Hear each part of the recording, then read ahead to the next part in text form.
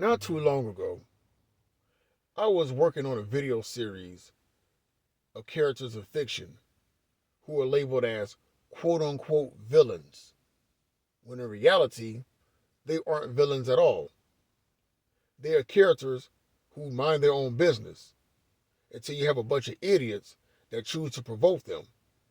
And when these villains, as they call them, lash out, those idiots who provoke them always want to play the victim. And what a better way to start this back off with is with Count Dracula from the very popular Castlevania video game series. Now, in the games, Dracula is the central antagonist. And in every game, you play as a member of the Belmont family, tasked with stopping Dracula from destroying the world. But I'm going to focus on the Netflix version of Dracula. Now, in that series, Dracula wants to be left alone. Of course, who wouldn't want to be left alone dealing with people all the time? Until he meets a woman named Lisa, who comes to his castle. And she sees all of these books that he has, with all this knowledge that he has gained during his lifetime. And she wants to use that said knowledge to create medicines and cures to help people. They eventually fall in love. They get married.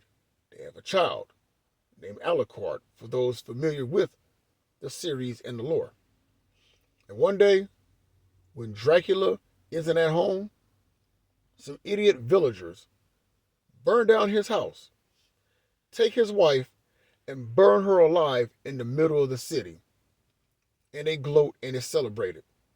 Now, to be fair, Dracula does give those idiots in that city a year to repent and get the hell out of Dodge.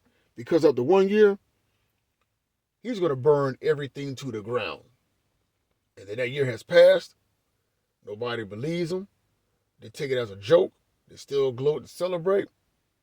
And what does Dracula do? He starts to make good on his promise. Now, I know there might be some people saying, well, what about all the innocent people, the innocent bystanders and whatnot?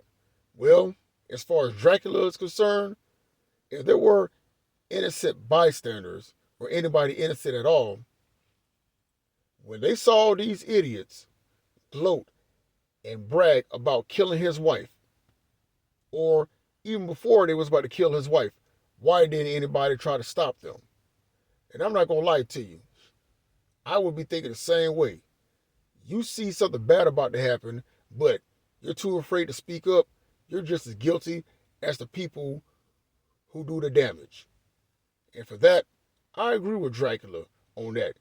Even when he summons his demon armies to burn things to the ground, even his demons know better that, wow, even I wouldn't do that, and I'm a demon. And that's saying a lot. But overall, I end this to say this. Dracula in Netflix's Castlevania series did nothing wrong. And as I said earlier, he was totally justified in what he did. Just my thoughts. Just my opinion. Just saying.